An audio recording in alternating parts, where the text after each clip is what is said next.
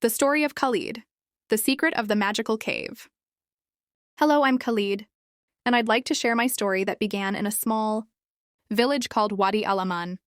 This village was filled with trees, children's laughter, and clay houses adorning the squares. But I was different from other kids. While my friends played football or tended to sheep, I spent hours watching the stars and collecting wild herbs. I had an incredible passion for chemistry, the science that opened doors to mysteries for me.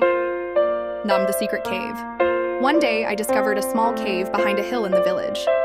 It was hidden among rocks and bushes, so I turned it into my personal laboratory. I gathered glass vials and wooden sticks, and I began to conduct my magical experiments, as I like to call them. I mixed sand with lemon, juice to make simple glass, and used pieces of glass to start fires.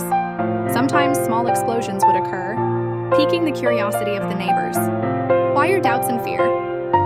But the villagers didn't understand my passion. They saw smoke rising from the cave and heard strange sounds, so they began to whisper about me. Khaled is dealing with jinn. The cave is haunted. Even my mother, who loved me dearly, warned me against going there, fearing the evil eye. But I would smile and say, "Mom, I'm not playing with magic. I'm trying to understand the world." The catastrophe and the relief. Then came a difficult day when a huge fire broke out in the neighboring wheat field. The flames spread quickly and everyone was in a state of panic. But I couldn't stand by idly. I ran to my cave and grabbed a large bottle of sodium bicarbonate and some water.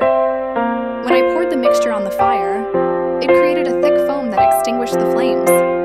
Everyone looked at me in astonishment. How did he do that? Sakhayim, acceptance, and joy. After that incident, everything changed. The villagers realized that the magic they had spoken of was actually a science that could save lives. They began to seek my help with their daily needs, purifying water, making ointments, and even repairing their tools.